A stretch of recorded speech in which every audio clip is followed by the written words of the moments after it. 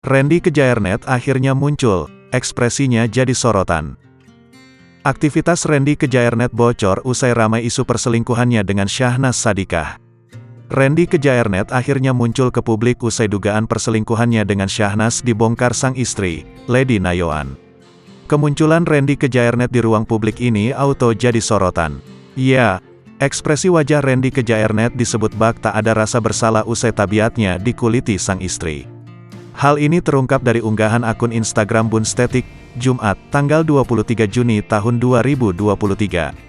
Dalam unggahan tersebut terlihat video yang menunjukkan sosok Randy Kejaernet di sebuah tempat makan dalam mall diduga Kelapa Gading.